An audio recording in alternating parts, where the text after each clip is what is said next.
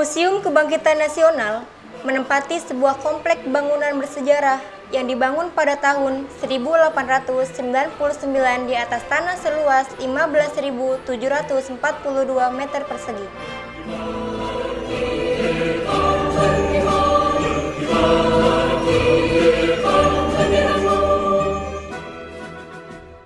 Bangunan tersebut pada awalnya diperuntukkan sebagai gedung sekolah dan asrama School Thought of Landing Fund Inland Arts atau STOVIA atau Sekolah Kedokteran Bumi Putra.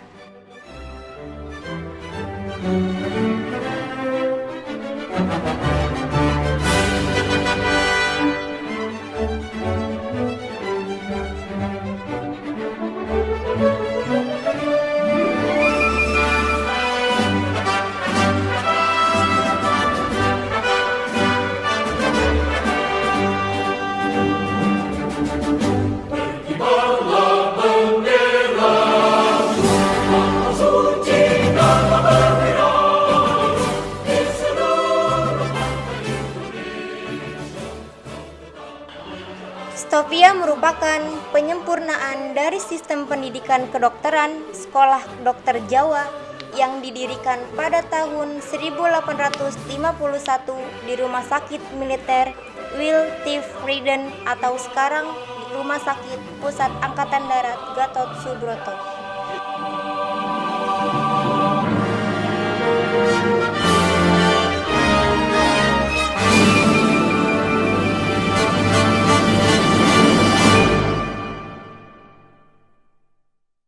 Gedung ini dipergunakan untuk sekolah kedokteran yang mana dinamakan sebagai Sekolah Dokter Jawa.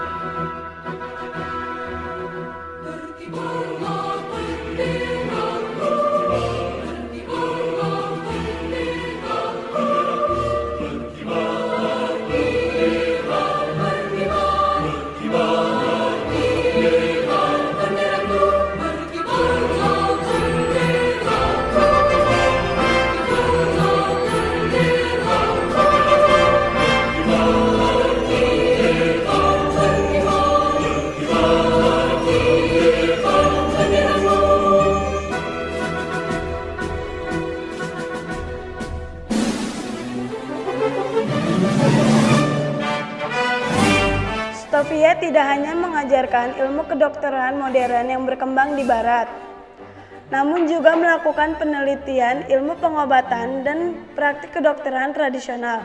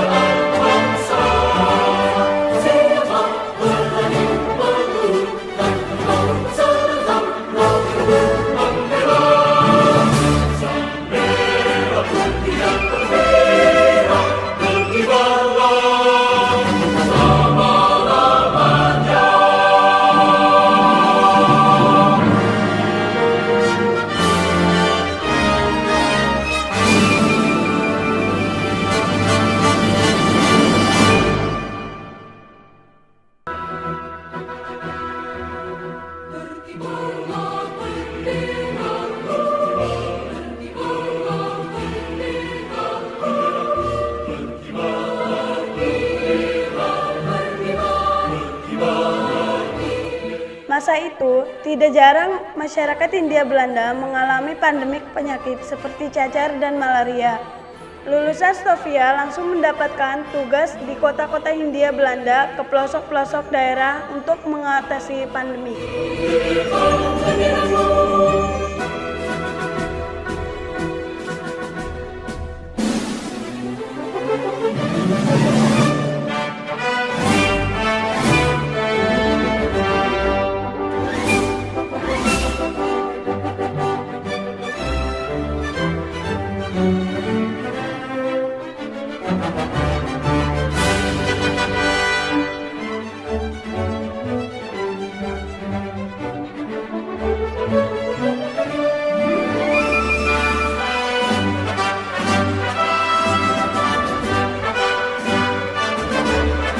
Disinilah Dr. Wahidin Sudirohusodo memberikan gagasannya untuk membuat beasiswa atau study fund untuk para pribumi agar bisa bersekolah dokter Jawa ini, sebagaimana para priai dan ningrat Jawa.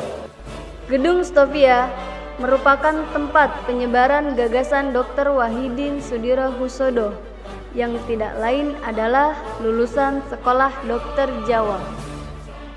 Gagasan beliau tentang study fund atau dana pendidikan untuk membantu pelajar pribumi yang tidak mampu mendapat respon yang sangat baik dari para pelajar Stovia, khususnya R. Sutomo dan Suraji.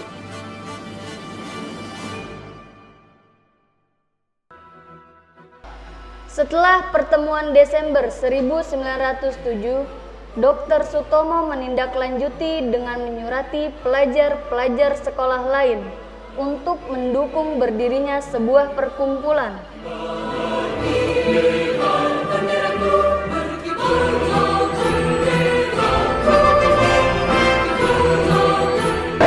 Di tempat inilah didirikannya organisasi modern pertama, yaitu Budi Utomo, diprakarsai oleh Dr. Sutomo untuk mewujudkan cita-cita dari Dr. Wahidin Sudirohusodo. Inilah diorama suasana pembentukan organisasi pelajar yang bernama Budi Utomo untuk mewujudkan cita-cita dari Dr. Wahidin.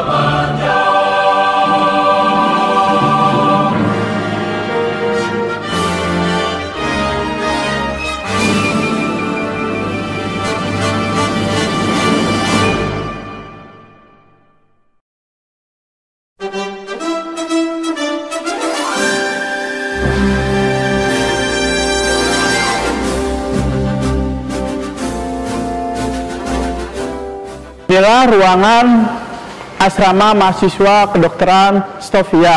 Sini kita bisa melihat tempat tidur para mahasiswa, dan di sini juga kita bisa melihat kopernya mahasiswa yang sudah agak kusam ya. Dan di sini pun juga ada lemari yang terbuat dari bahan kayu, dan di sini pun ada baju para mahasiswa. Terus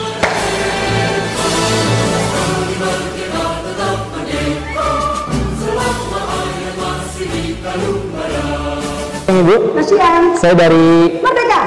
Merdeka. Saya dari PAC Tarumajaya, Bu. Saya dengar-dengar Ibu keturunan dari Bapak Latumaiten. Gimana sih Bu sejarahnya Bapak Latumaiten bisa masuk dokter Jawa ini, Bu? Oh ya, nama saya sesuai KTP ada IKTP adalah Antonetta Louise Latumetten. Tapi saya lebih beken dipanggil Luki. Ya. Ibu Luki.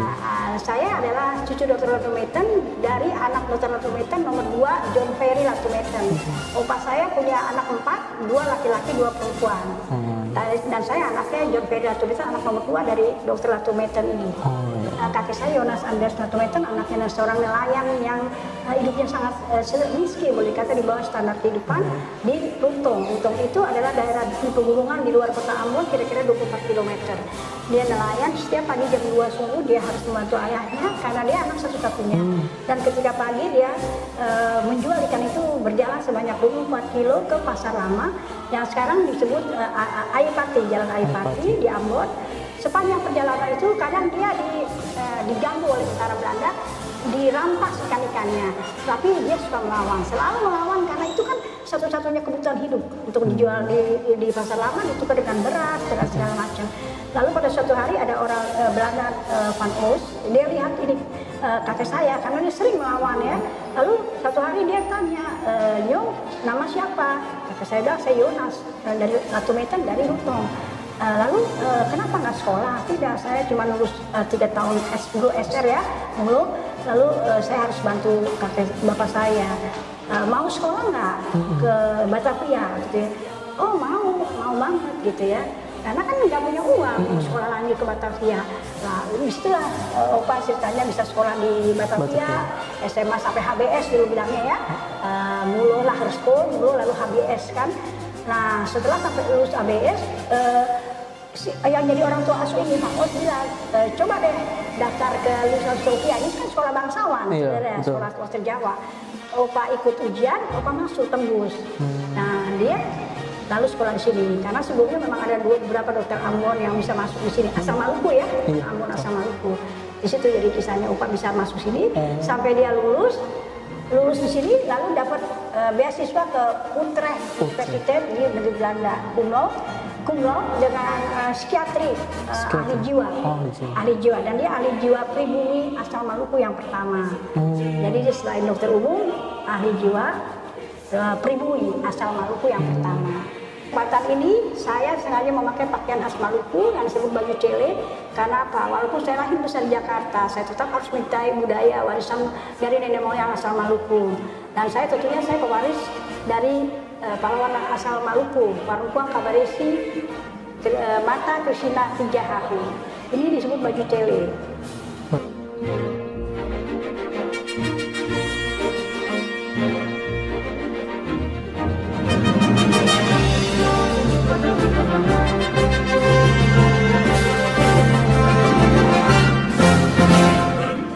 Budi Utomo juga menginspirasi semangat perjuangan berdasarkan persamaan suku, agama, dan kedaerahan.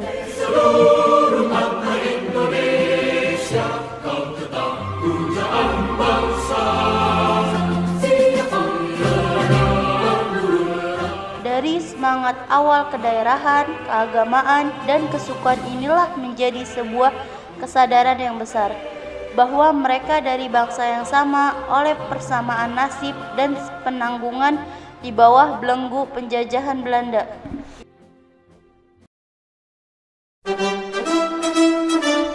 Mengapa Budi Utomo begitu menginspirasi berdirinya organisasi kepemudaan yang lain? Karena perkumpulan seperti Budi Utomo mampu membangkitkan semangat persatuan dan kesetaraan senasib seperjuangan di antara mereka.